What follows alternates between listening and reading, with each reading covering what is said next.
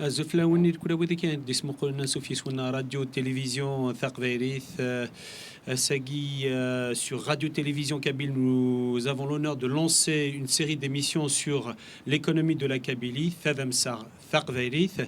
Et pour notre première émission, elle sera consacrée à l'indépendance énergétique de la Kabylie. En effet, d'après l'ancien président américain Roosevelt, qui disait « La vraie liberté ne peut exister sans sécurité économique et indépendance énergétique ». Voilà. Donc ce soir, sur RTK, pour notre première émission sur Thadam Sathaq Veirith, nous recevons Mas Zidane, Azula Mas Zidane. Donc Chini, on te reçoit en ta qualité de membre de l'organisation ECOSEC, qui est le Conseil économique, social et environnemental de la Kabylie, qui a conduit l'étude de référence que nous allons dérouler. L'objectif donc de cette étude est de démontrer, chiffres et comparaisons à l'appui, qu'une Kabylie libre, effectivement, peut atteindre l'indépendance énergétique décarbonée en quelques années seulement, grâce à quatre points. Une stratégie, d'une part une stratégie en phase, le mix énergétique renouvelable robuste, une gouvernance dédiée et des financements crédibles. Voilà. Donc, on va lancer directement dans le questionnement de justement par rapport à ça. Pourquoi viser l'indépendance énergétique, Zidane? Merci Rabah. Effectivement, donc l'indépendance énergétique, que pour pas mal de pays dans le monde, c'est un enjeu majeur. Donc, et pour la Kabylie, son ressources naturelles, mais qui dépendent actuellement en tant que colonie, donc en tant que colonie algérienne. Donc actuellement, il dépend des importations énergétiques à l'état actuel des choses. Mais atteindre une autonomie énergétique ou bien une indépendance énergétique est une ambition stratégique. Donc c'est à quoi donc la Kabylie indépendante va s'atteler. Et d'ailleurs, pour arriver à ça, donc quels sont les leviers? Donc c'est des choses qu'on va expliquer. Quels sont les leviers à actionner pour s'assurer cette souveraineté énergétique et aussi probablement s'inspirer des expériences d'autres pays qui sont un petit peu dans notre situation à l'échelle population et territoire et tout ça, qui ont un petit peu aussi notre relief équivalent à celui de la Kabylie. Donc voilà, quels sont les modèles qui peuvent servir de modèle, donc à la Kabylie. Et avant d'aller plus loin, donc je préfère, je vais citer quelques citations qui mettent en avant, qui expliquent l'importance stratégique de l'indépendance énergétique. Je commence par Henry Kissinger. Henry Kissinger, vous savez, c'est l'un des meilleurs diplomates donc de l'histoire à l'échelle internationale, à l'échelle mondiale.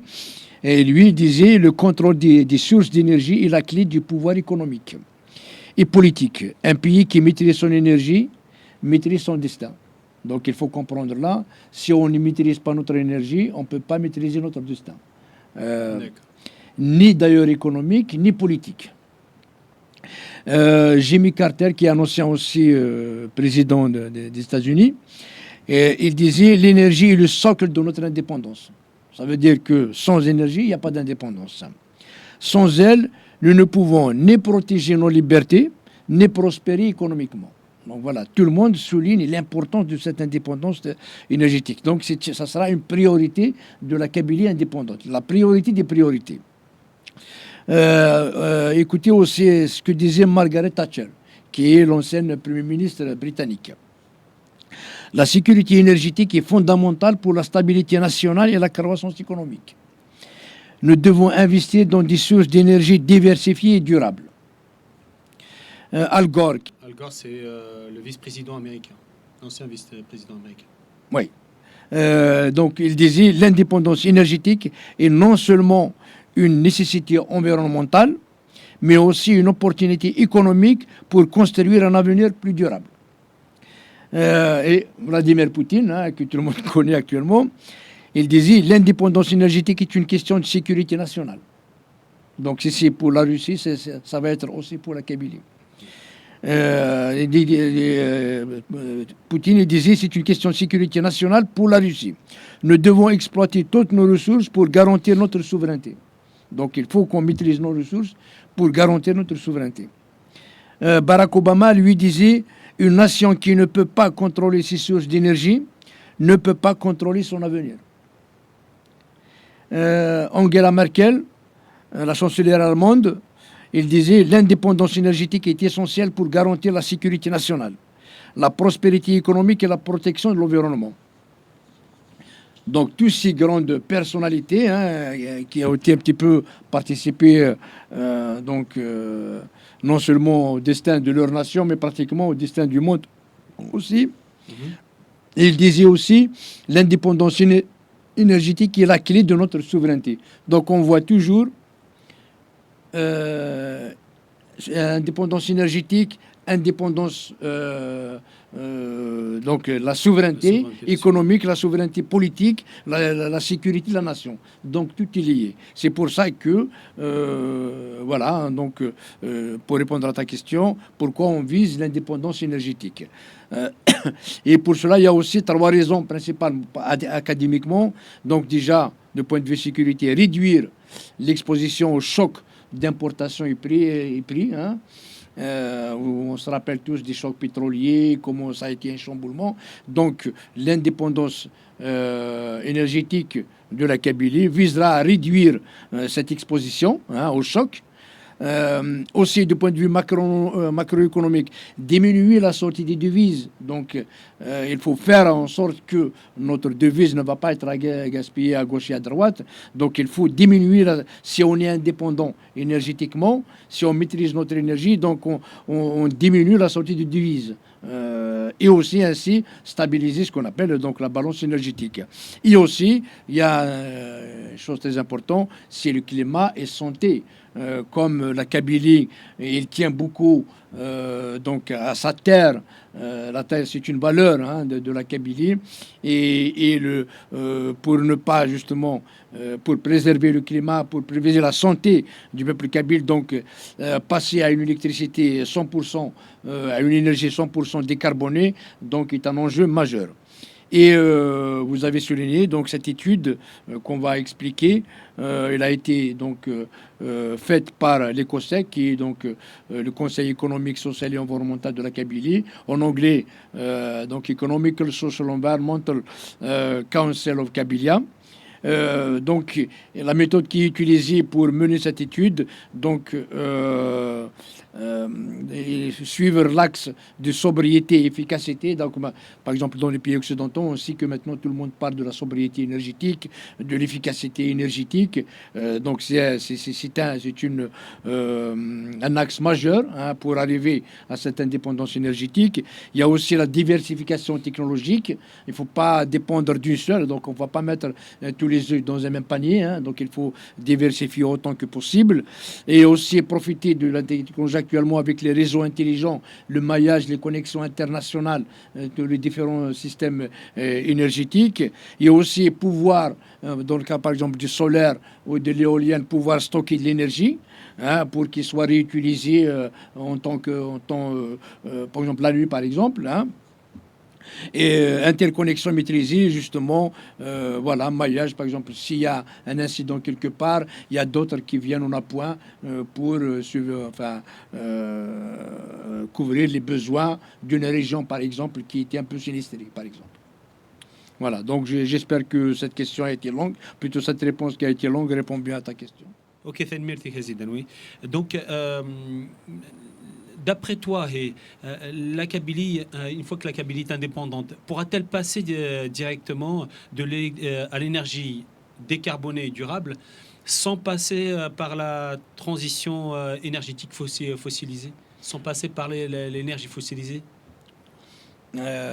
vous venez de le dire, hein, donc la Kabylie indépendante. Donc on oublie la Kabylie la Kabylie colonisée. Et effectivement, la Kabylie indépendante doit passer directement, de facto d'ailleurs, parce qu'elle ne dispose pas d'énergie fossile. Hein. Donc si l'Algérie arrive à couper tout, bon, normalement il y a des démarches, il y a tout un process de décolonisation qui va aborder toutes ces choses, ces détails techniques, mais de facto, la Kabylie, effectivement, est condamnée, doit passer directement à l'énergie décarbonée et durable, sans passer par la transition, effectivement, énergétique fossile ou bien fossilisée. Hein. Donc, sans passer par le pétrole, par le gaz, par le charbon et tout ça. Et dans la stratégie de la Kabylie, justement, l'étude menée par EcoSec, il part de cette hypothèse-là. Hein. Et pourquoi? Parce que déjà, le monde actuellement est partout dans le monde, il est en pleine de transition énergétique. Par exemple, en France, en Europe, aux États-Unis, il y a la trêve un petit peu Trump qui, lui, veut plus parler de ce genre de choses. Mais à un moment donné, vu les changements climatiques et tout ça, donc je pense que c'est juste une parenthèse Trump, mais les États-Unis vont revenir avec les gouvernements qui vont suivre par la suite.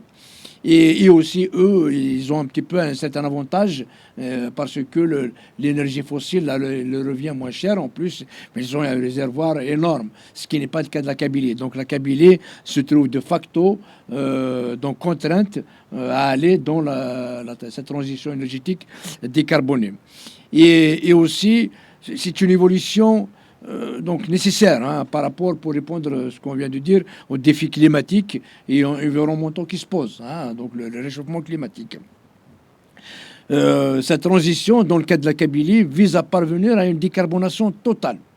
Donc quand on dit en fait une décarbonation, parce qu'il y a d'autres pays qui sont peut-être un peu mieux dotés, ils sont déjà développés, l'énergie nucléaire, l'énergie fossile, donc eux, ils partent un petit peu donc d'une façon progressive. Mais dans le cadre de la Kabylie, l'étude menée par EcoSec, donc nous envisageons directement de passer à une décarbonation totale, ce qui veut dire pratiquement à 100%, donc décarboné, en abandonnant complètement les énergies fossiles basées sur les hydrocarbures. Mais donc au lieu d'utiliser ces énergies fossiles, donc on va se diriger vers les sources d'énergie durables et renouvelables. D'accord. On en reviendra, donc on en parlera très en détail, quelles sont ces énergies qu'on va utiliser. Dans ce contexte global, la Kabylie, qui est déjà riche en ses ressources naturelles, peut se permettre et se trouve à un tournant décisif justement pour entamer cette décarbonation totale de son énergie, allant jusqu'à une indépendance totale, donc à 100%. Et atteindre par contre cette souveraineté énergétique, elle est non seulement une ambition stratégique, c'est pas faire pour faire, mais une nécessité pour garantir un avenir durable. Donc pour se couvrir par rapport aux aléas, comme on dit, les chocs et tout ça énergétiques, et pour garantir donc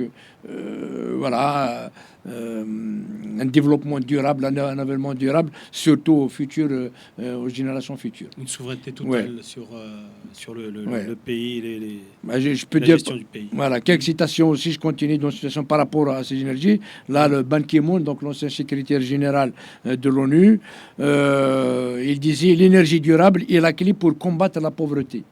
Donc on peut, avec l'énergie renouvelable, combattre la pauvreté, améliorer la qualité de vie et protéger notre planète.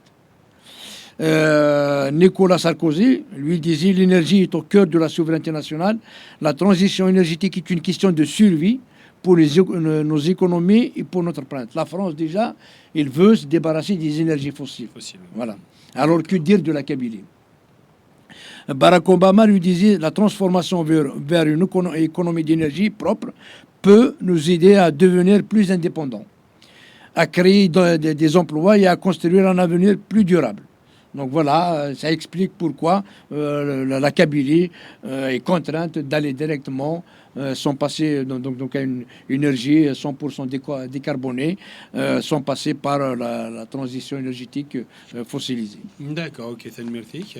Et quelles sont les stratégies que la Kabylie doit adopter pour parvenir à cette indépendance énergétique décarbonée? Donc, les stratégies, donc ICOSEC, dans le rapport ou l'étude de l'ICOSEC, donc il s'est inspiré un petit peu d'un certain nombre de pays, voilà, qui ont adopté donc un mix de stratégies, hein. Donc, on va les citer.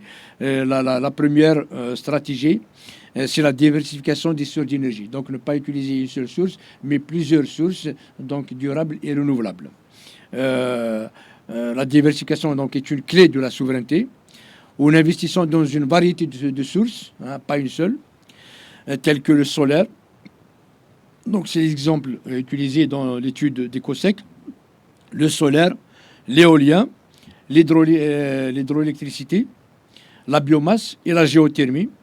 Donc, la Kabylie peut, en puisant son énergie de ces sources, peut réduire, voire anéantir sa dépendance aux combustibles fossiles.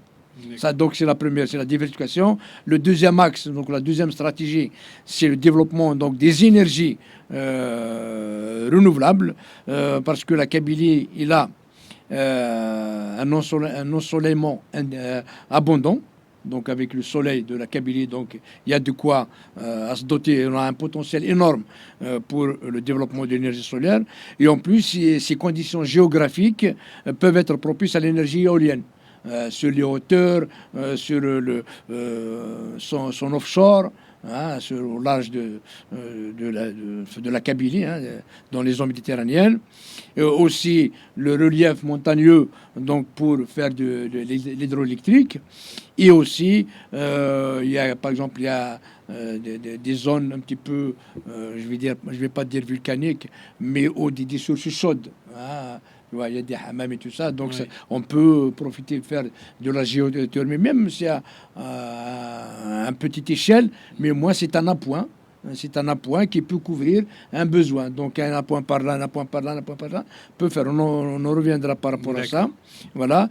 Il y a aussi, on a dit, insister, faire une éducation pour l'efficacité énergétique, donc déployer une politique ou bien mettre en œuvre des politiques d'efficacité énergétique et de sobriété. Par exemple, ne pas laisser les lampadaires des rues, par exemple, pendant la nuit, à 3 heures du matin, 4 heures du matin, ou actuellement, il y a des systèmes, par exemple, le lampadaire s'allume automatiquement. Donc, s'il n'y a pas de mouvement, ça éteint, tu vois, des choses comme ça. Voilà, donc, efficacité énergétique, sobriété. Par exemple, vous n'êtes pas obligé de prendre votre véhicule. Alors, si vous allez acheter votre pain, votre baguette, vous pouvez prendre votre vélo par exemple. Des choses comme ça. Donc, il faut mettre en œuvre. Donc, et aussi améliorer les infrastructures. Donc, pour qu'ils soient plus efficaces, les moderniser. Les réseaux électriques aussi, hein, pour utiliser les nouvelles technologies, justement, pour les rendre plus efficaces. Il y a aussi, donc, il faut le quatrième axe, c'est les investissements. Donc il va falloir investir beaucoup avec la nouvelle technologie, donc plus efficace comme on dit, dans les réseaux électriques robustes, des systèmes de stockage d'énergie. Donc il ne faut pas que l'énergie qu'elle soit comme ça gaspillée. Donc si on ne l'utilise pas, s'il n'est pas utilisé, il faut qu'il soit gaspillé pour des besoins ultérieurs.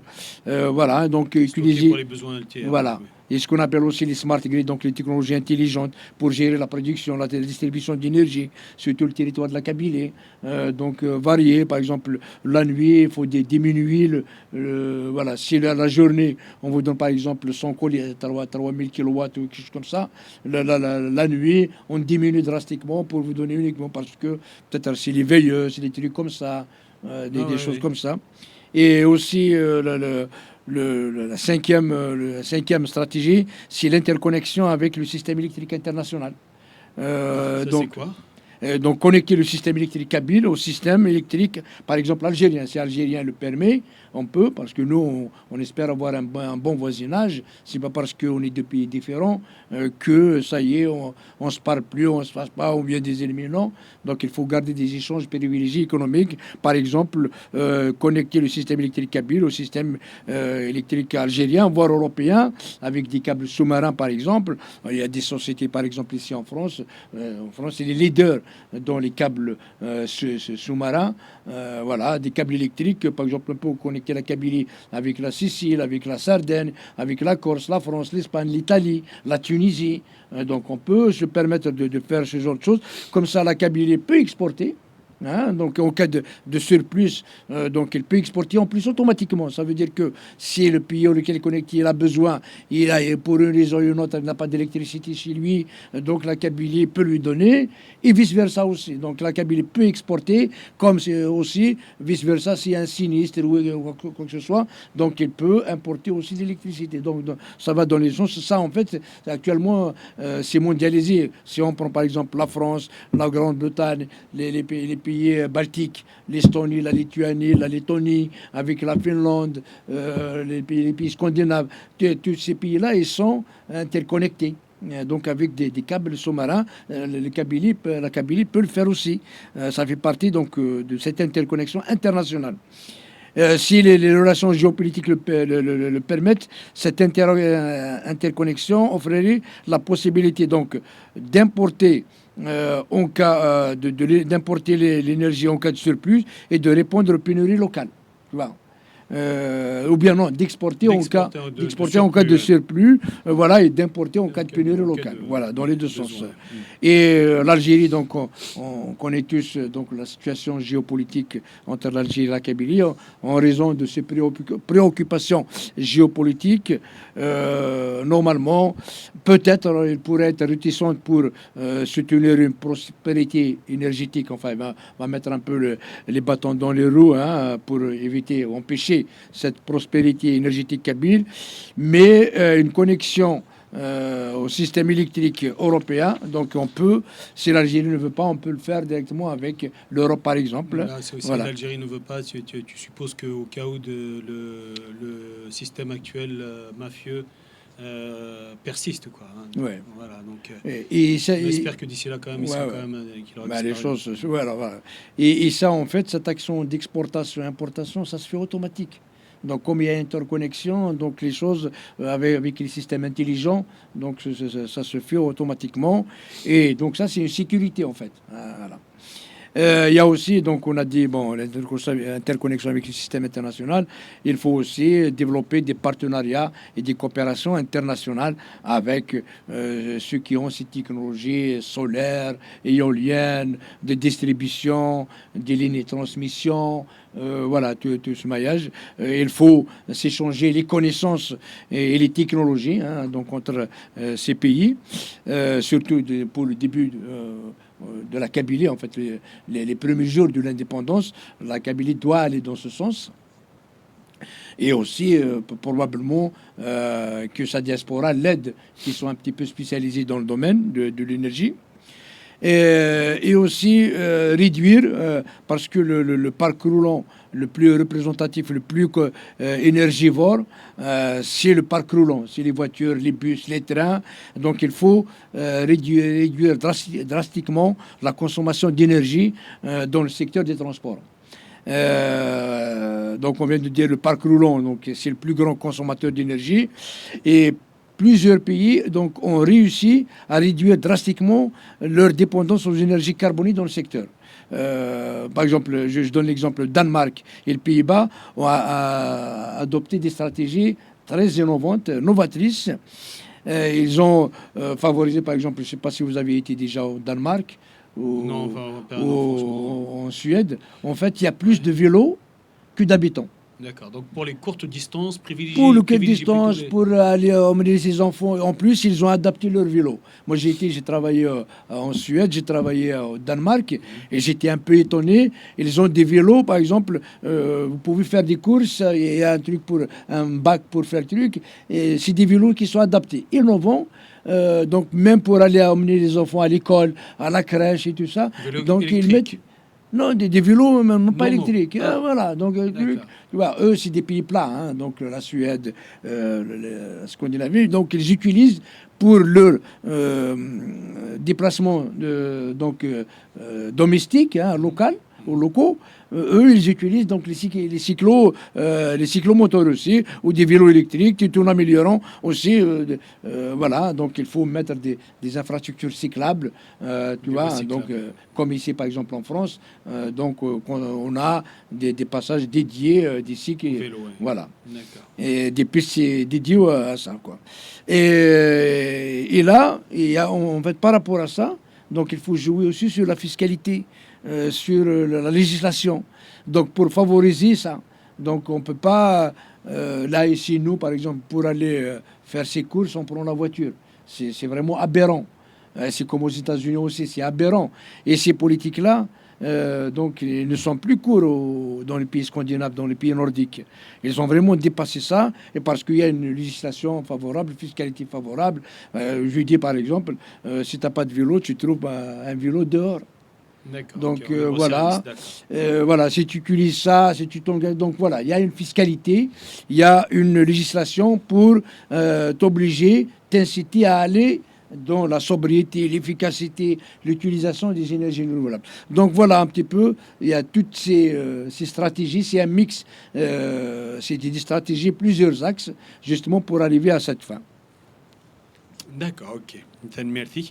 Et quelles sont les hypothèses et les ordres de grandeur utilisés par Ecosec pour structurer et dimensionner les besoins en énergie de toute la Kabylie? Voilà, pour mener son étude, donc Ecosec a posé quelques hypothèses. Voilà, donc dans le rapport d'Ecosec, Ecosec fait des suppositions comme quoi un foyer kabyle est composé de 4 personnes en moyenne. Donc le papa, la maman, Les deux enfants. les deux enfants. Donc ça, en fait, c'est une moyenne. Après, il y a des foyers qui sont beaucoup plus nombreuses, moins nombreuses. Donc en moyenne, ce qui est un peu le standard, d'ailleurs même, actuellement, c'est le standard international. Hein. D'accord. Donc un papa, une maman, et puis deux enfants. Hein. Donc, et aussi, la supposition, pour faire ces calculs, pour mener ces calculs, une ville moyenne kabyle est composée de 10 000 foyers. Donc 10 000 par 4, donc en gros une ville moyenne qui est partie de 40 000 habitants. Voilà. Okay. Et la population kabyle est estimée à 12 millions. Donc voilà, et donc on a ces 12 millions, donc on a à peu près en Kabylie 3 millions de foyers de Kabyles. Voilà. Et un foyer, ça c'est dans les normes internationales, consomme 4000 kWh par an. Un foyer. 4000 kWh par an. Et en se basant sur ces données, donc un foyer consomme 4000 kWh, et donc une ville qui est composée de 10 000 foyers, elle consomme 40 gigawattheures par an. Donc un total pour les 3 millions de foyers kabyles ou bien les 12 millions d'habitants de Kabylie s'élève à 12 térawattheures par an. Donc le besoin énergétique de la Kabylie se situe aux alentours de 12 térawattheures par an. Bon, donc là, en fait, ce qui n'est pas inclus ici, c'est par exemple, on s'est axé sur les foyers, mais probablement les entreprises. Après, il y a des petites entreprises qui peuvent donc être comme des foyers parce qu'ils ont besoin juste d'énergie électrique comme ça simple, et on a passé aussi donc par rapport aux moyens, les locomotives ou la logistique de ces foyers. Probablement après il faut rajouter une petite marge par rapport aux grandes entreprises où ceux-là ils seront capables de financer leur propre énergie par exemple. On expliquera après par rapport à comment ça va. Donc le besoin énergétique énergétique de la Kabylie se situe aux alentours un peu de 12 TWh par an. Voilà, et ces données-là, ces hypothèses et ces ordres de grandeur qui sont un petit peu la boussole pour dimensionner les besoins énergétiques par territoire, en fait. D'accord, ok. Batten Multic, ça très intéressant. Vous avez parlé de quelques années pour atteindre la souveraineté énergétique. Quelle feuille de route pour y arriver? La souveraineté énergétique 100% décarbonée, donc selon le rapport EcoSec, bien sûr, selon l'étude qui a été menée. Encore, il faut qu'on rappelle, donc c'est pas une étude microéconomique, c'est une étude macroéconomique ou macroscopique. Voilà, parce que pour aller dans les méandres, donc il va falloir faire par chaque installation, par chaque plateforme, par chaque ville. Donc là, on entre dans les détails, où est-ce qu'il va être mis en place, où est-ce le truc. Ça, c'est des détails projet par projet. Donc là, on fait un petit peu, on essaie de dimensionner d'une façon macroscopique ou macroéconomique, voilà, donc les besoins énergétiques, combien ça nous coûte, l'éventualité que la Kabylie, en fait, je veux dire la faisabilité de la souveraineté énergétique est plausible ou pas, hein, est faisable ou pas. Donc le rapport EcoSec a fait en 3 phases. Donc a divisé cette souveraineté énergétique qui peut être atteinte progressivement en 10 années. Donc en gros, selon la démarche de 5 à 10 ans. En première année, la première phase, les 2 premières années, c'est là qu'on lance un petit peu les appels d'offres. C'est là qu'on commence vraiment à travailler. Voilà, on fait les appels d'offres, on va faire un petit peu les lois, les guichets uniques, donc un petit peu s'organiser, comment, et en plus ce qu'on appelle des win-win. Là, on commence à faire les premiers mégawatts. Donc les petits panneaux solaires, les petits machins, probablement des panneaux solaires sur comment dire, sur les toits des maisons.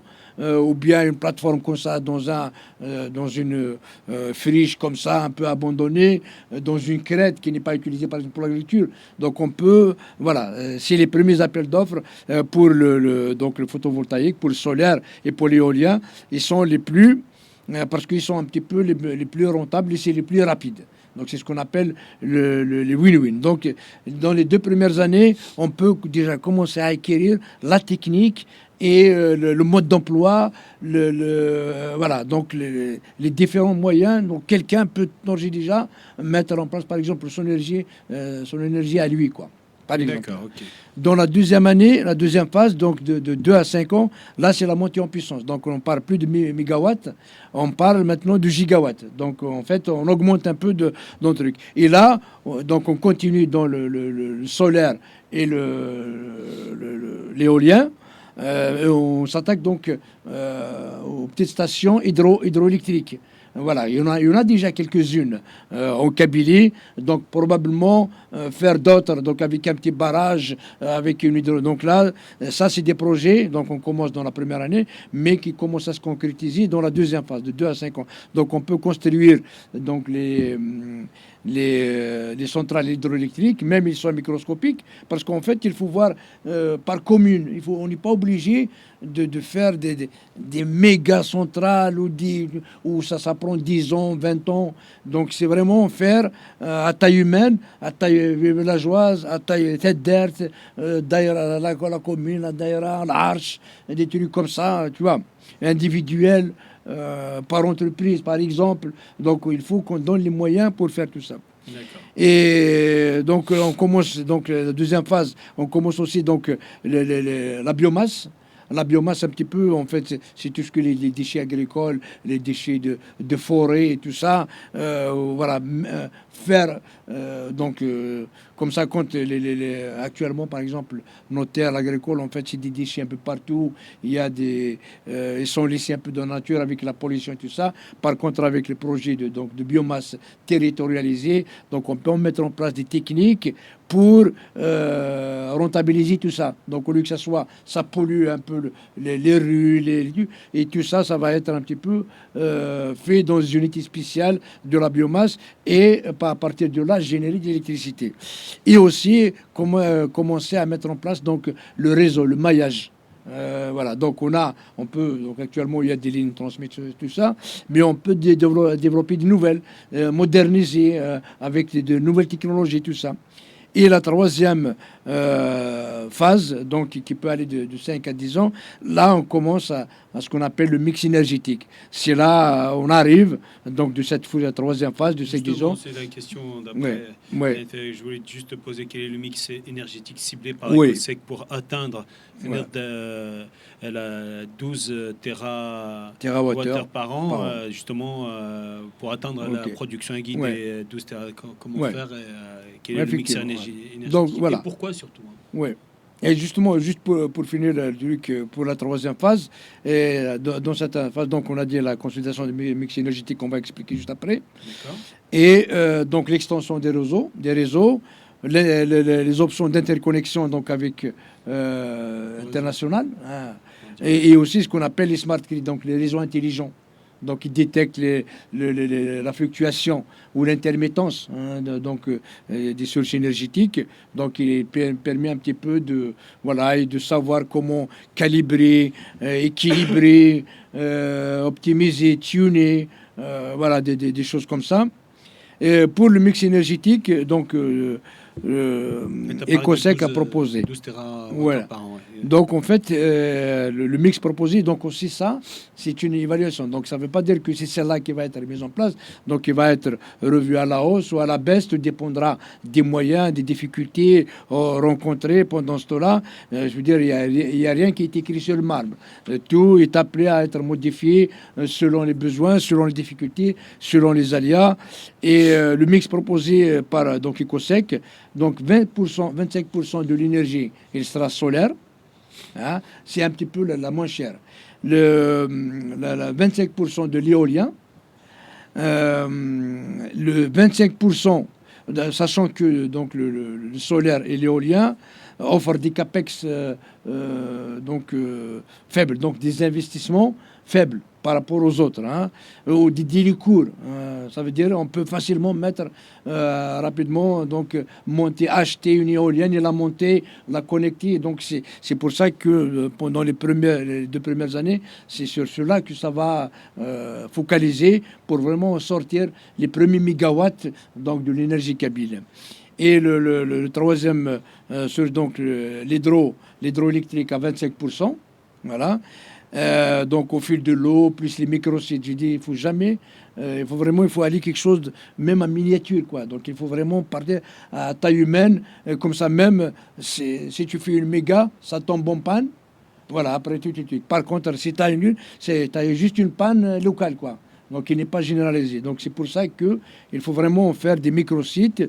En plus, l'électrolytique, donc c'est pilotable. Donc, tu peux l'éteindre, tu peux tu peux faire beaucoup de choses. C'est pas comme le solaire ou l'éolien où on peut pas on peut pas commander le soleil, on peut pas commander le vent. Voilà. La biomasse, donc, à 15%. Et voilà, donc tout ce qui va valoriser un petit peu les résidus, rentabilise les résidus forestiers, agricoles, cogénération, en gardant en plus les gens, ils peuvent gagner de l'argent en donnant leur compost, par exemple, tu vois, des choses comme ça. Et voilà, et la géothermie, donc 10%. Comme la Kabylie n'est pas volcanique, mais il y a des sources chaudes, des régions où ils sont. Donc, ils ont mis à 10%. Donc, basse apporte la chaleur, réseau, process et ponctuellement l'électricité. Donc, on fait tout ça. Donc, le calcul qui est fait tout à l'heure pour 12 TWh par an. Donc, le 25% du solaire, 25% de l'éolien, 25% de l'hydroélectrique, 15% de la biomasse, 10% de la géothermie. Donc, ça fait, à horizon de 5-10 ans, un investissement de 10 milliards d'euros. 10 milliards d'euros, donc phasés, bien sûr, comme on dit, en 3 phases, en lot compétitif. Voilà, en gros, un petit peu l'étude, enfin le résultat de l'étude menée par l'ECOSEC. Donc, il définit. Après, on peut augmenter, par exemple, si on trouve que géothermie, on ne peut pas atteindre 10%, par exemple 5%, même à l'échelle locale.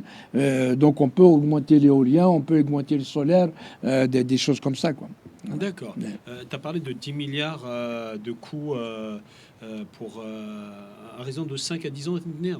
Ouais, de 5 à 10 ans. D'accord. Ouais. Et quels sont les coûts justement unitaires, les surfaces et facteurs à retenir pour arriver aux 10 milliards total au niveau du pays kabyle?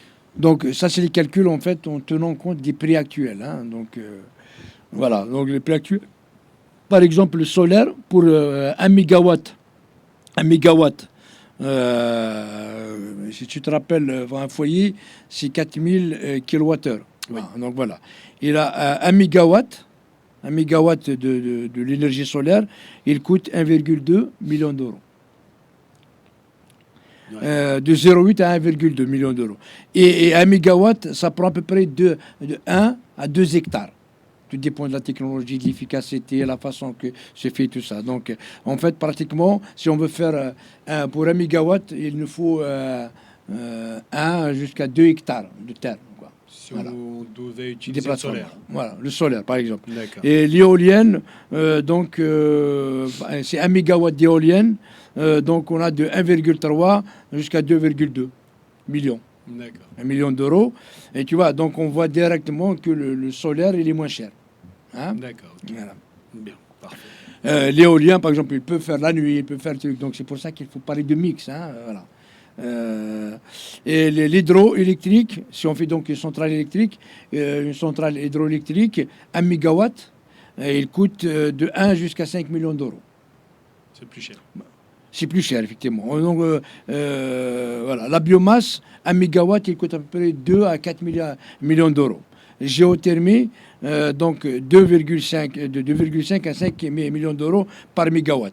Donc, en fait, c'est ce mix-là. On a les prix de l'éolien, de machin par mégawatt. On sait ce qu'on a besoin. On a besoin de 10 millions d'euros. Voilà.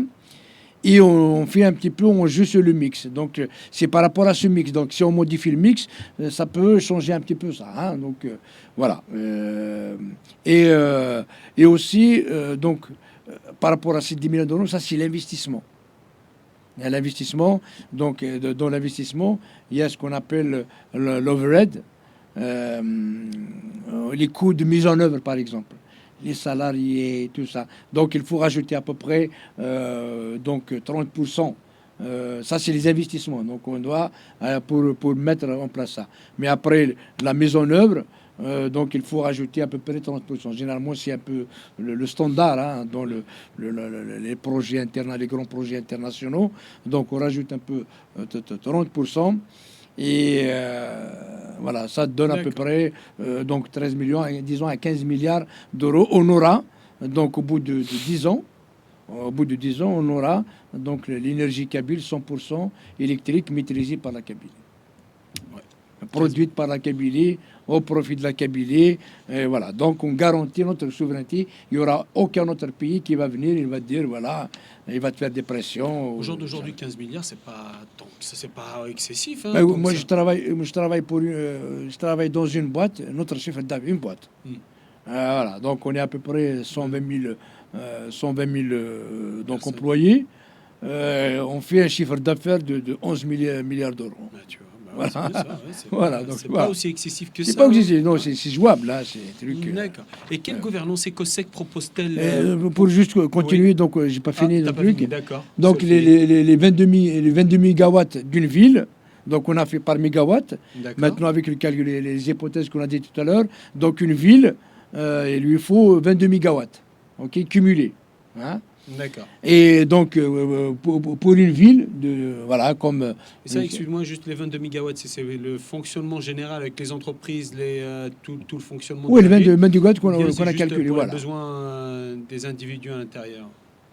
La majorité, c'est les individus. Après, les D'accord, entreprises, c'est les les d'accord. entreprises, eux, ils peuvent Sont investir tous- sur leur propre D'accord, énergie. ok. Quoi, tu vois. Parfait. Parfait. Voilà, donc ça en fait c'est un peu le public, hein, c'est un peu pour le peuple. D'accord. Après ok. l'énergie, on va pas donner, on va pas être responsable de l'énergie qu'on donne à l'entreprise. L'entreprise, il va mettre ses éoliennes, il va mettre ses trucs, et donc il peut être autonome, ou bien il peut acheter. Donc il peut, c'est elle-même qui va, là on investit pour le peuple. D'accord. Après ok. l'entreprise, elle va investir pour elle-même. D'accord. Voilà. Parfait. Donc pour une ville, donc si on met pour les 22 mégawatts, si on se met 100% sur le solaire, ça nous coûte à peu près entre 17 millions d'euros jusqu'à 26 milliards d'euros. D'accord. Non, millions d'euros, pardon, pas milliards. Et éolien, donc pour une ville de 40 000 habitants, donc ça nous coûte entre 28 et 48 millions d'euros. L'hydro entre 22 donc jusqu'à 110 millions d'euros. Donc ça bouge. Hein, donc tout dépend de relief, de machin, tout dépend. C'est pour ça si on entre dans vraiment le microtechnique, là où on peut identifier exactement. Et on voit par rapport à ça, donc c'est le solaire qui est le moins cher, hein, le plus rapide à mettre en œuvre. Okay. D'accord. ok. Voilà, donc le mix 25, 25, 25, 15, 10 à l'échelle de toute la Kabylie, 12 TWh par an, évalue l'investissement total à 10 milliards d'euros. Voilà en gros un peu D'accord. Bah, le résultat de l'étude de l'ECOSEC. Je reviens donc à ma question. Quelle gouvernance ECOSEC propose-t-elle pour concrétiser cette indépendance énergétique? Là-dessus, donc, on a dès le départ, donc ça c'est quelque chose qui peut se concrétiser dès les premiers jours de l'indépendance de la Kabylie, c'est pour créer une autorité suprême interministérielle. Donc il y a pas mal de ministères, mais il y a une autorité suprême qui va s'occuper. Donc son rôle, son objectif, son travail, c'est l'indépendance énergétique. Donc c'est une autorité qui est rattachée donc à la présidence. C'est à la présidence de la République fédérale de la Kabylie. Voilà. Et donc il aura cette autorité avec des représentants des différents des ministères, des différents secteurs, le secteur de l'énergie, le secteur de l'environnement, le secteur des transports, de l'économie, du budget, de l'industrie, de la recherche, de la formation, de l'aménagement et de défense. Donc c'est vraiment une autorité suprême rattachée direct à la présidence et il y a des représentants de tous les ministères qui touchent un petit peu d'une façon ou d'une autre, de près ou de loin, aux besoins d'énergie. Donc les ministères de l'énergie, de l'environnement, des transports, de l'économie, budget, l'industrie, recherche, formation, aménagement et défense. Voilà. Et là, qu'est-ce qu'il va faire cette autorité donc interministérielle souveraine? D'abord, c'est l'élaboration et la mise en œuvre de la politique énergétique nationale. Donc tout à l'heure, on a parlé d'un certain nombre d'axes de stratégie et tout ça. Donc c'est à eux d'élaborer donc le phasage en trois. Donc c'est à eux d'élaborer cette politique énergétique, de mettre en œuvre cette politique énergétique, définir les objectifs, les plans d'action pour atteindre donc l'indépendance énergétique. Et aussi donc ils vont s'assurer un petit peu la coordination interinstitutionnelle. Donc toutes les institutions donc assurer une certaine synergie entre les différents ministères et les agences gouvernementales impliquées dans le domaine de l'énergie. Et aussi régulation et supervision. Donc c'est à eux de réguler, de superviser tout ça, le marché de l'énergie, superviser les projets énergétiques, garantir le respect des normes, bien sûr, environnementales et de sécurité, définir les priorités, voilà. Donc, et aussi, il va falloir aussi attirer les investissements. Comment investir tout ça? Donc il faut qu'ils développent des stratégies pour attirer des investisseurs étrangers et nationaux, hein, ceux qui ont l'argent, faciliter les partenariats publics-privés et promouvoir donc les IDE, hein, donc les investissements directs étrangers. Et aussi, comme on dit là, il ne faut pas faire quelque chose de bâclé, quoi. Donc il faut vraiment, dès le départ, comme on a dit, on est entré directement de facto, et on doit s'inspirer de toutes les technologies actuelles. Et c'est pour ça qu'il faut voilà, axer sur la recherche en même temps qu'on développe. Donc on favorise l'innovation, on stimule l'innovation et aussi on stimule la recherche aussi. Donc, encourager l'innovation, la recherche dans le domaine des énergies renouvelables, en collaboration bien sûr avec les universités nationales, il y a les universités kabyles, les centres de recherche kabyles, et aussi les universités internationales et les centres de recherche internationaux. Et aussi, bien sûr, assurer la communication et la sensibilisation. Voilà. Donc, mener des campagnes de sensibilisation pour promouvoir, on a parlé tout à l'heure de l'efficacité énergétique, la sobriété et les énergies renouvelables auprès du grand public, justement, pour les sensibiliser, pour leur expliquer qu'il faut aller vers cette indépendance énergétique, comment et, voilà, et pourquoi. D'accord, ok. Mathan merci. Alors, Ecosec a mené des études comparatives et réalisé des benchmarks sur quelques pays qui ont réussi cette indépendance énergétique. Oui.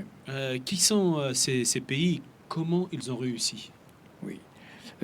Justement, ça c'est le gros lot, parce qu'avant de commencer vraiment à travailler dans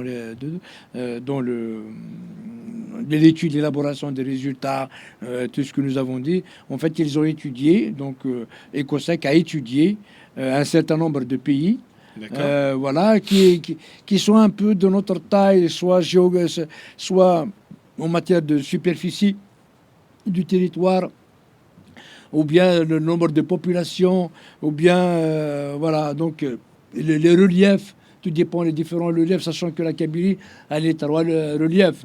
Donc il a la mer, il a les vallées, il a la montagne.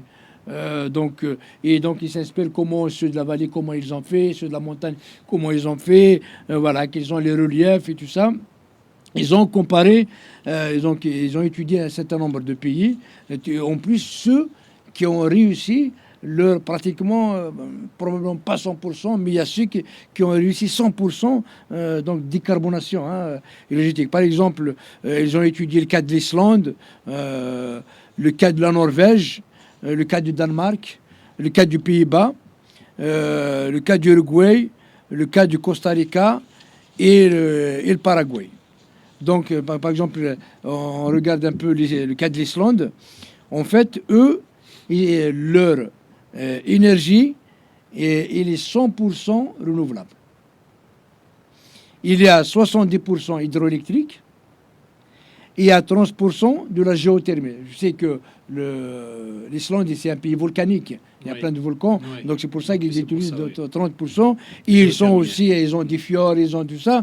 Donc, ils utilisent 70% des deux. Donc, voilà, par exemple, un pays comme l'Islande, son énergie est 100% renouvelable, décarboné, et il n'est pas fossilisé.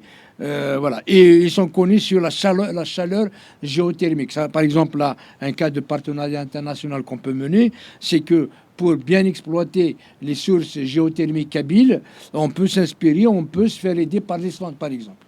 Tu vois? D'accord. Ouais. Et après, derrière, aussi, tout le système de chauffage, le process. Donc, il y a des partenariats qui pourraient être développés avec l'Islande. Et aussi le cas de la Norvège. Juste pour dire, en fait, combien l'Islande, il a 103 125 km².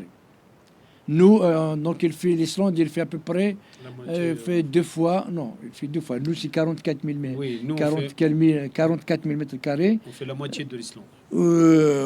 À peu près, oui, de 2 fois et quelques, quoi, tu vois.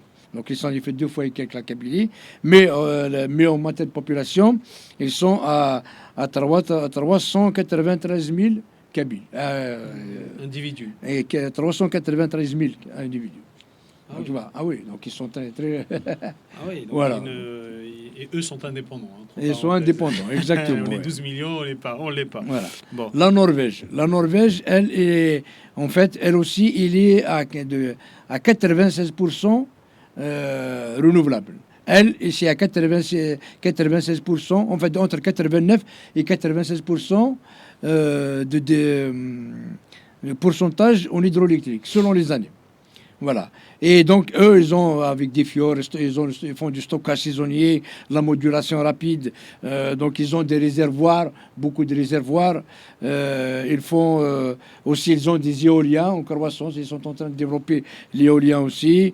Voilà. Eux, par rapport à la Kabylie, donc, il faut viser des petits ouvrages. Pas des grands ouvrages comme eux, donc comme on a dit, quoi. Donc, gestion, on fait aussi, il va falloir faire comment faire du stockage, la gestion de retenue, voilà, pour assurer cette flexibilité. Eux, ils sont 5 millions d'habitants pour 385 207 km, la Norvège. Voilà. Donc, ils sont un peu plus grands que la Kabylie et ils sont à la moitié de la Kabylie. 5 millions d'habitants, 5 millions, tu m'as dit, c'est ça, 5 millions d'habitants. Ouais. D'accord. Ouais. Même pas la moitié, de la Kabylie. Voilà. Et eux sont indépendants. Ils sont indépendants aussi énergétiquement. C'est l'un des pays les plus riches du monde. Et eux, en fait, leur comment dire, énergie fossile, elle est exportée.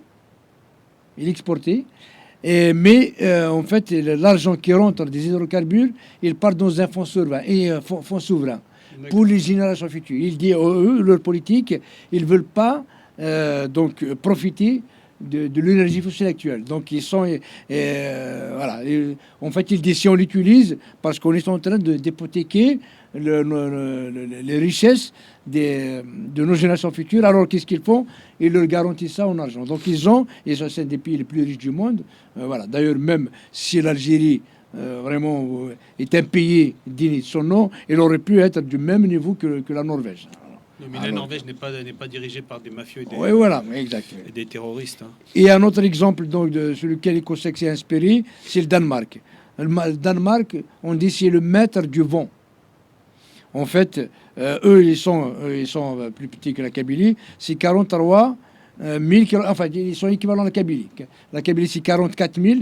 Eux, c'est 43 000 km². Ils sont 6 millions d'habitants. Donc, ils sont la moitié de la Kabylie. Donc, on a la même superficie. La même superficie que le Danemark, mais ils ont la moitié de la population de la Kabylie. D'accord. Oui. Eux, actuellement, ils sont à 64%. En 2023, ils étaient à 64% de la demande couverte par les énergies renouvelables. Donc 64% de l'énergie, il est renouvelable. 54% des éoliens. Donc ils ont bien développé. C'est le record mondial. Donc eux, ils ont le record mondial de l'éolien. Donc ils font beaucoup à la fois de l'onshore et de l'offshore. Alors, onshore, ça veut dire dans les terres, et l'offshore, c'est dans les larges, le large de la mer. C'est le Danemark, c'est la mer du Nord, c'est ça? Ouais. C'est actuellement d'ailleurs. C'est la mer du Nord. C'est la mer du Nord, effectivement, c'est la mer du Nord. Et actuellement, il y a un problème au niveau du passage des navires qui se trouvent entre le Danemark et le Groenland d'ailleurs. Voilà, par exemple, donc nous, pour l'hydroélectrique, on peut s'appuyer sur Norvège, donc on peut demander partenariat à la Norvège. Pour l'éolienne, on peut développer des partenariats avec le Danemark. Hein. Voilà. Il y a aussi un autre pays qui est un peu semblable au nôtre, c'est les Pays-Bas. Eux, ils ont pratiquement la même superficie avec les Pays-Bas, mais ils sont à peu 18 millions d'habitants. Donc un peu plus nombreux que la Kabylie.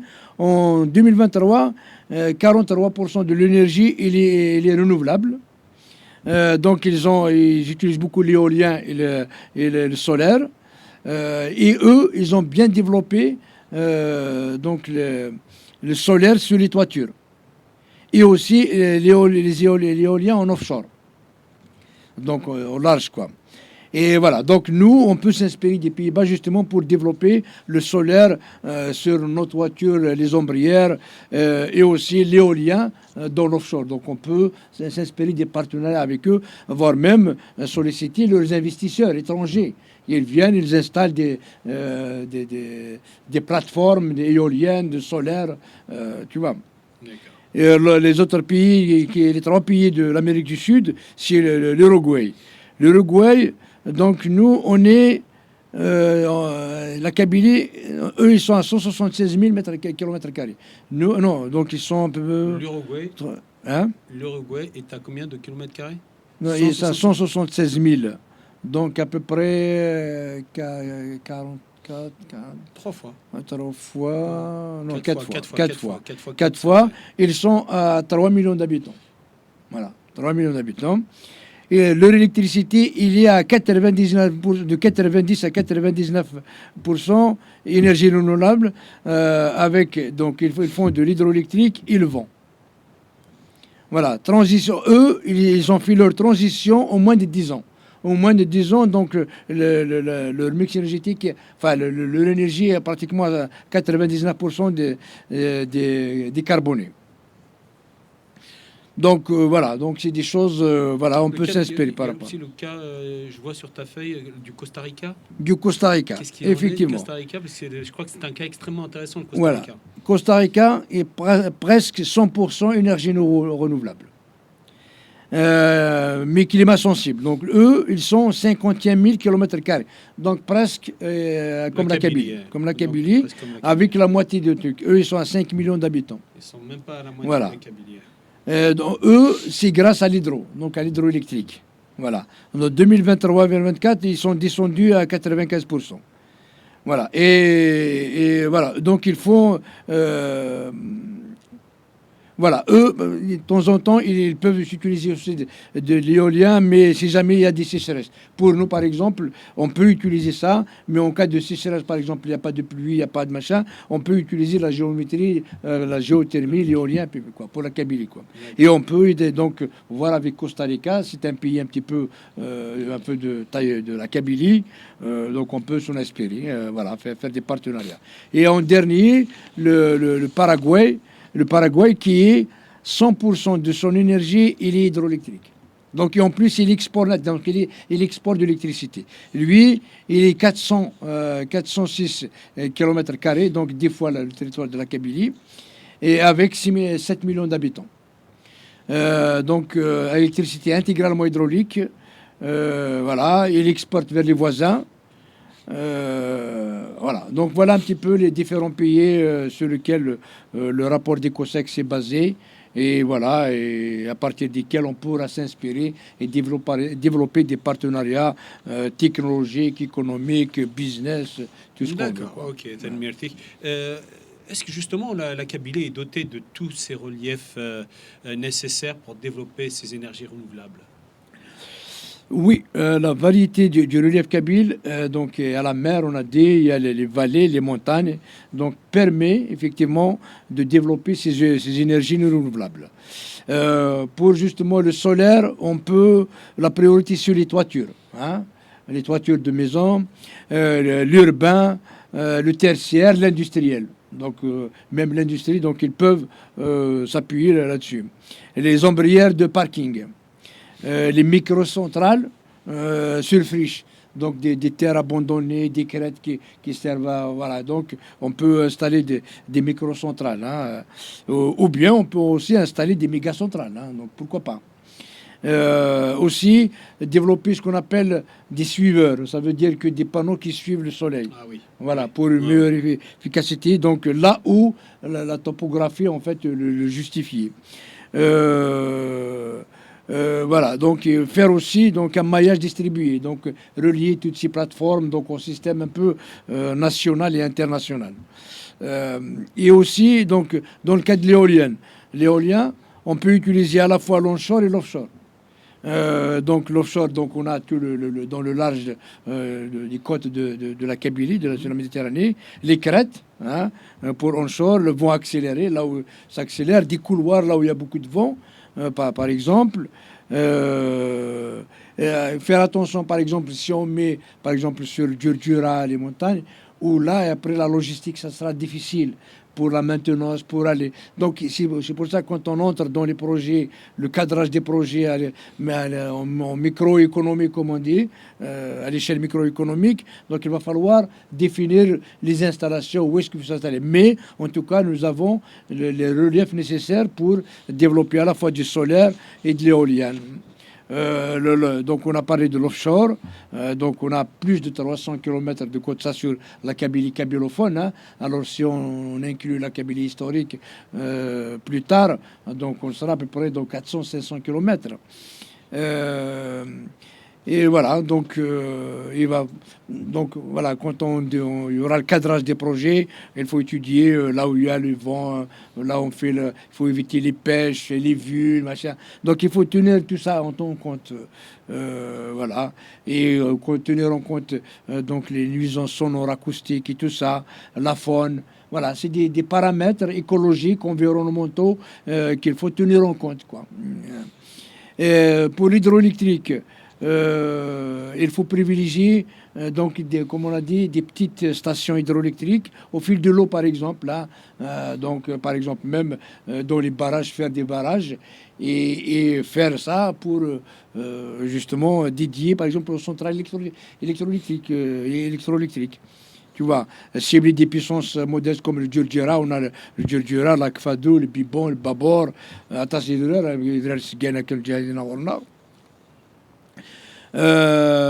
voilà, donc pareil, il y a certaines choses à tenir en matière de climat. Par exemple, il dit attention pour les poissons, pour la faune, la flore, machin. Donc il faut faire des études d'impact. Voilà, pour savoir où installer, comment installer, faire tout ça. Et aussi, donc, dans le cadre de la biomasse, voilà, faire un petit peu par territoire. Donc, voilà, où il y a la forêt, les ressources, là où il y a des terres agricoles, la régénération, le compost, tu vois, de toutes ces choses-là. Voilà. Et puis pour la géothermie, comme on a dit, voilà, il faut chercher des points de sources chaudes, faire même à point. Hein. Donc voilà, il faut lancer les compagnies géophysiques, déterminer un petit peu des profondeurs là où il y a un peu de la chaleur. Voilà. Donc pour répondre à ta question, donc effectivement, les 3 reliefs de la Kabylie peuvent permettre de développer même pour des besoins locaux, donc soit des microcentrales ou des mégacentrales ou des centrales individuelles et ainsi de suite. Quoi, voilà. D'accord. Okay. Yeah. Ok, merci. D'accord, mais et tout ça, comment financer cette indépendance énergétique? Donc en fait, on a parlé de 10 milliards d'euros. Hein, ça, c'est les investissements, plus un peu les 30% en matière de mise en œuvre. Hein, voilà, donc échelonné de 5 à 10 ans. Voilà, donc on a dit en phase pour un petit peu aller les premiers temps en matière d'efficacité, il faut aller sur le PV et l'éolien. Donc voilà, donc on a définir un peu les investissements, le panneau solaire. Voilà. En deuxième phase, donc l'hydroélectrique, la biomasse, donc un peu ciblée hein, par étude d'impact et tout ça.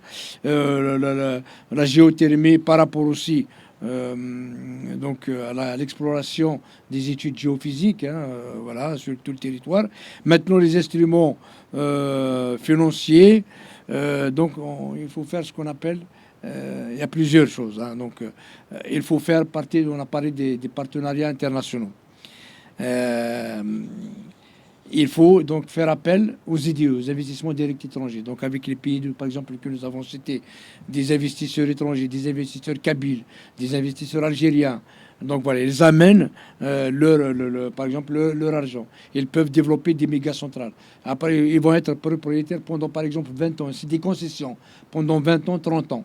Voilà, donc ils les construisent et les exploitent. Donc les Kabyles donc, se fournissent donc en besoin énergétique, ils payent l'énergie et aussi donc l'investisseur par rapport à ce qu'il gagne, il paye les impôts kabyles. Donc là, ça coûte rien à l'État kabyle. Donc voilà, donc c'est des investissements qu'on ramène. C'est un petit peu bête que l'État normalement il est censé recevoir des recettes. Voilà, donc à la fois de sa population et de ses entreprises. Ça doit être l'unique. Voilà. Tout le reste, ça doit être c'est des investisseurs, des entreprises. Et dans notre cas ici, c'est des concessions. Aussi, on peut développer des banques. Donc, on peut permettre des banques privées de développement. Voilà, et fonds, par exemple, où tu peux faire des fonds de climat, dédiés au climat, dédiés à l'énergie, avec un taux de rendement, tu vois, qui est un return of investment qui est assez élevé pour de permettre aux gens d'investir dans des fonds. On utilise des fonds pour développer le truc. Donc, on utilise un petit peu, c'est ce qu'on appelle un petit peu, c'est ce qui se fait en matière de finance internationale, le montage des finances et tout ça, un peu partout dans le monde. Il y a ce qu'on appelle green bonds, hein, tu vois, les titres d'obligations verts. Il y a aussi, donc, lui, il dit, il y a ce qu'on appelle, j'ai parlé donc, les IDE. Donc, si un investisseur il a besoin d'investir, voilà, donc on peut lui donner, on va l'inciter, on va l'encourager à investir en Kabylie, voilà, donc avec des partenariats gagnant-gagnant, à la fois pour le Kabylie. Donc voilà, en tout, aussi, au bout de 5 ans, 10 ans, nous avons parlé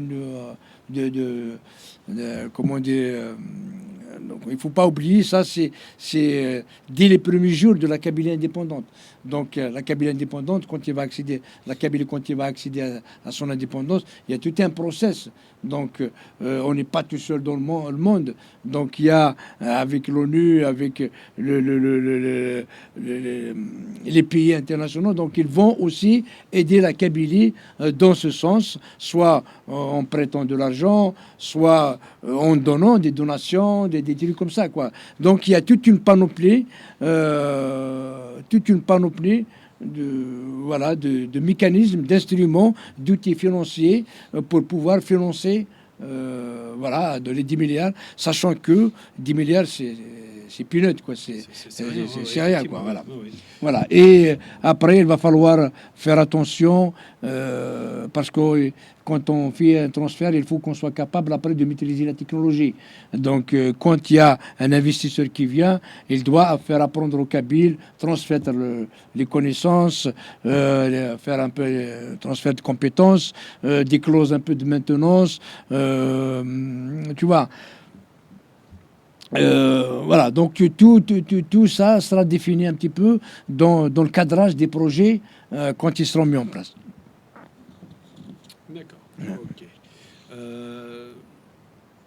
Dans ce cas, pourquoi l'efficacité Juste, pardon, oui. Juste pour oublier, Ah. et donc dans le cadre, pour ne pas oublier, donc il faut, dès l'indépendance, les premiers jours de l'indépendance de la Kabylie, il faut que la Kabylie entre dans ce qu'on appelle une phase d'économie de guerre.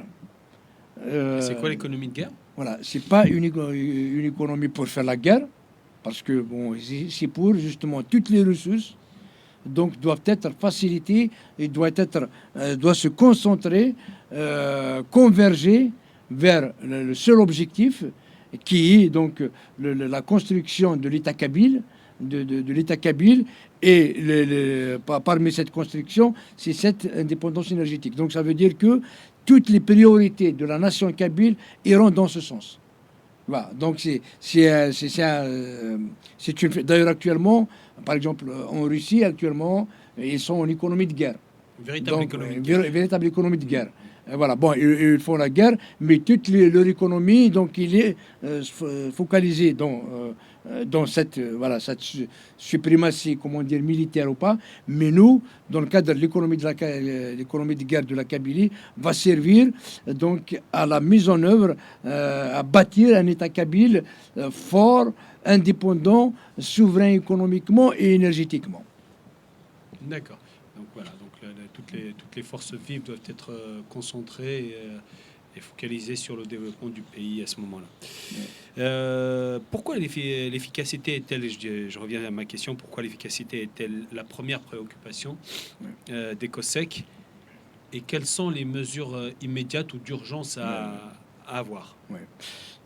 Bon, l'efficacité, même les pays les plus grands du monde, par exemple ici en France, là, ça part toujours de l'efficacité. Donc, tout incite à l'efficacité. Parce que chaque kilowattheure évité, hein. Donc si on éteint, par exemple ici le studio, on éteint, on sort, voilà, donc on évite 10 kWh. Donc ça supprime des capex, des investissements en plus. Voilà. Et aussi la rénovation. Par exemple, ta maison, s'il est bien isolé, t'es pas obligé de la chauffer plus, quoi. Donc des choses comme ça. Donc ça évite tout ça, c'est le but de réduire les investissements. Voilà, les capex, donc capital expenditure. Donc tout ce que tu dépenses en tant que capital. Par exemple, dans le cadre comment dire, des lumières, par exemple, des panneaux. Donc, au lieu d'utiliser un condensateur tungstène qui est assez énergivore, il faut utiliser les LED, la nouvelle technologie. Donc, les 60 heures, donc, comment dire, donc, bon, la consommation, donc, ça consomme moins en éclairant mieux. Voilà. Tout ça, c'est des politiques un peu d'efficacité. Les variateurs, hein, donc il faut savoir ne pas aller au loin. Par exemple, dans ta chaudière, tu vas pas mettre à fond, il faut mettre le minimum pour garder juste une température à 20 degrés, 19 degrés, un truc comme ça. Quoi, tout ce qui est voilà. domotique aussi, Voilà. Domotique, Voilà. Pilotage à distance, Pilotage à distance, voilà. et pour régler un peu tout ça. Oui, Oui, tarification, donc pareil, il faut faire des tarifications un peu, voilà, si tu utilises cette énergie, ça coûte, si tu utilises ça te coûte, donc cher, voilà, des choses comme ça. Les mesures immédiates, donc déjà, il faut que la Kabylie, d'ores et déjà, c'est un peu difficile, mais des véhicules électriques. Donc, voilà, il faut aller développer des partenariats, des bonus-malus, des marchés publics pour favoriser les véhicules électriques. Il y a des pays déjà qui sont déjà pratiquement à 100% électriques. Voilà. Et développer des bornes partout. Donc, des bornes, voilà. Et aussi développer des bus électriques. Aussi une logistique urbaine décarbonée. Par exemple, voilà, je sais pas, donc si on va dans les pays nordiques, en Suède, des fois, il y a des innovations que tu peux pas imaginer. Par exemple, chacun truc, il est les panneaux, les machins, les lumineux, les lampadaires, ils sont faits avec l'énergie solaire, par exemple, ou de l'éolienne. Donc, ils font tout ça. C'est donc logistique urbaine décarbonée, diffuser les deux roues électriques. Donc favoriser les deux roues électriques, et ça consomme moins, comme ils l'ont fait les pays européens, densément peuplés, exemple Danemark et les Pays-Bas. Pourquoi pas les vélos carrément donc, non électriques, les vélos normaux. Il y a aussi les trains, il y a aussi les tramways qu'on peut développer en Kabylie, pour voilà, éviter les déplacements en voiture et justement le trafic, les bouchons sur les routes. Voilà. Et tout ça, ça réduit drastiquement les investissements ou le coût de l'énergie. Bien sûr. D'accord, ok, merci. Donc, l'indépendance énergétique imposera-t-elle l'autarcie et quel sera l'impact sur l'Algérie? Normalement, non. Normalement, non. Bah, pas d'autarcie. Les interconnexions, maintenant, c'est une norme internationale. Dans des pays qui se respectent, dans des pays démocratiques, dans des pays qui vivent dans le bon voisinage et qui d'entraide, de solidarité. Là, on parle bien d'une Algérie développée, d'une Algérie dont le système politique a changé. Voilà. D'accord. Et donc voilà, les interconnexions améliorent la résilience. Donc voilà, donc tu peux exporter comme tu peux importer. Voilà, en cas de besoin, donc en cas d'appoint. Par exemple, pour une raison ou une autre, tu as un petit tremblement de terre, tu as une centrale qui est voilà, défaillante, tu n'as pas de surplus, donc automatiquement, tu reçois de l'énergie. Voilà, avec les systèmes intelligents, donc tu peux calibrer, quoi. Si la géopolitique régionale n'est pas propice avec la Kabylie, avec l'Algérie, tu vois, si l'Algérie sans tête fait dans sa tête la Kabylie, c'était un pays ennemi. Bon, donc nous, la Kabylie peut développer une liaison sous-marine, donc avec d'autres pays, avec Malte, avec la Corse, avec la Sardaigne, l'Italie, la France, l'Espagne, les îles Baléares, tu vois, avec le Maroc, avec voilà. Donc et aussi beaucoup plus développer le partenariat avec des pays comme les pays du Nord, hein, donc les pays baltiques pour l'éolien, les câbles sous-marins, donc utiliser un peu leur technologie, quoi, voilà. Donc normalement, il n'y a pas de tarcé. L'Algérie trouvera son bien là-dedans, voilà. Donc comme il peut exporter, comme il peut importer, hein, voilà, vers la Kabylie, de la Kabylie. Mais s'il ne veut pas, donc la Kabylie ne sera pas autarcie, donc il pourra développer ses liaisons sous-marines avec les pays occidentaux, qui lui sont proches, quoi. Comme dirait l'autre, Ouais. si on est amis, on fera avec. Si on est ennemi, bah, on fera sans. C'est Ouais. tout. Ouais, exactement. D'accord. Et qu'en est-il de l'art de l'énergie nucléaire, à ton avis? Est-elle propre? Quelle est aussi la vision des COSEC par rapport à cette énergie?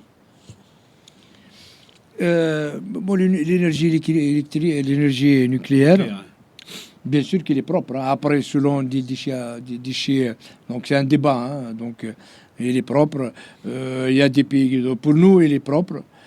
D'autant que moi, j'étais déjà, je travaillais dans le nucléaire par avant, donc j'ai déjà, je travaillais dans le génie nucléaire. Oui, voilà, j'ai une expérience là-dessus. Donc, il y a ceux qui disent avec les déchets radioactifs qui sont pratiquement, qui ne désintègrent jamais, hein, donc ils sont limités leur période de désintégration. Et ceux qui disent c'est gérable. Donc, par exemple, en France, ils trouvent que c'est les écologistes, ils disent que c'est pas propre. Après, quand ils ont enlevé le nucléaire, ils étaient un peu enfin, beaucoup de problèmes, beaucoup de soucis. Mais c'est une technologie qui n'est pas facile à avoir. Quoique, la vision des COSEC par rapport à cette énergie. Donc, comme on a dit, pour la Kabylie, il faut qu'il développe beaucoup plus privilégier des appoints, des microcentrales, des individuels et tout ça. Dans le cadre du nucléaire, actuellement, la nouvelle technologie, mais ça va être dans la deuxième étape de la Kabylie indépendante, pas la première phase de souveraineté énergétique.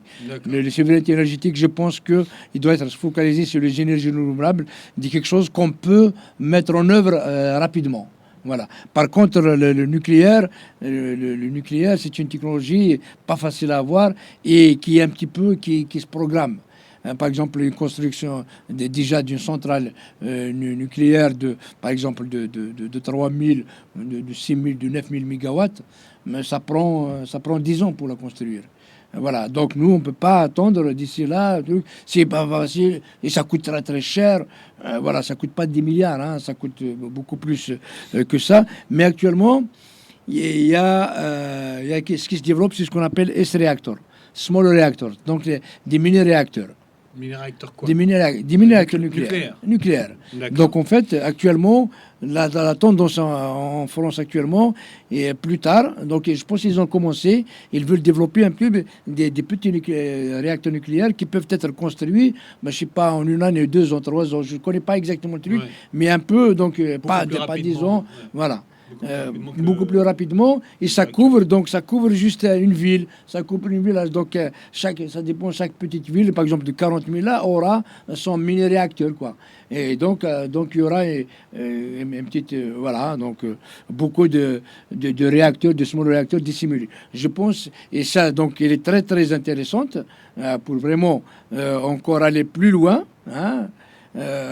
Mais donc ça c'est la deuxième phase, ça sera pas malheureusement dans la première phase, donc de 0 à 10, enfin des premières années.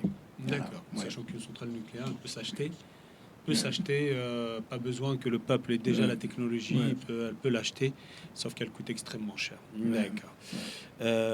Donc oui, quelle est la vision des COSEC par rapport à cette énergie, Guy, à ton avis? Tu as dit à peu près l'énergie, tu as parlé sur l'énergie nucléaire, mais cette vision propre à la Kabylie. Oui, donc ça sera pas, je vous dis, ça sera la deuxième étape de la Kabylie indépendante. Donc, elle n'est pas possible de l'avoir dès les premières années. Moi, à mon avis, je les ne conseille. Ne pas investir dans le nucléaire. Non, probablement investir, mais ne pas compter avoir les retombées dans les 10 premières années. Donc, effectivement, il faut tenir compte de. Et si ces petites centrales se développent à travers le monde, là, à ton avis, il est possible de se diriger vers ce genre d'énergie? Il y a tout un écosystème qu'il faut développer, donc c'est pas une chose facile. Hein. Donc là-dessus, voilà. Donc on a investir dans l'éolienne, dans le solaire est beaucoup plus rentable, rapide, voilà, de courte durée pour se doter de son électricité, de son énergie. Voilà. Par contre, on peut démarrer dès les premiers jours de l'indépendance, voilà, mais les retombées, ou peut-être le premier réacteur ne va pas être utilisé dans les premières années, quoi. Donc pas avant, voilà. D'accord. Ok, bien. Merci, Azidane. Voilà, donc nous arrivons au terme de notre émission Thadamsa, Taqverit. Je te laisse le dernier mot pour récapituler et conclure l'ensemble de ce que tu viens de dire. Comme nous avons déroulé cette étude de l'ECOSEC, du Conseil économique, social et environnemental de la Kabylie, donc cette étude a démontré que le projet d'indépendance énergétique kabyle, donc 100% décarboné, et n'est pas un slogan, n'est pas une utopie, c'est un projet réaliste, c'est un projet d'ingénierie et de gouvernance, donc mesurable, finançable, atteignable. D'accord. L'ECOSEC a défini une feuille de route qui n'est pas écrite sur le marbre, qui peut être revue une fois. Donc on fera des cadrages détaillés, microéconomiques. Et là, on a défini 3 phases. Donc les 2 premières années comme phase de la première phase, la deuxième phase de la 2e à la 5e année, et la 3e phase allant de 5 ans à 10 ans, là où il sera concrétisé l'indépendance énergétique 100% décarbonée et durable et renouvelable. Donc c'est un mix d'énergie renouvelable calibré. Nous avons vu les hypothèses qui sont plus ou moins égales aux besoins réels de la Kabylie, qui s'élève à 12 TWh par an, et aussi donc un cadre d'investissement clair, de 10 milliards d'euros pour investissement, et puis à peu près de 30% d'overhead, des coûts de mise en œuvre qui s'élèvent donc à tout casser vers 15 milliards d'euros. Avec ça, donc la Kabylie peut atteindre une électricité 100% décarbonée et résiliente. Nous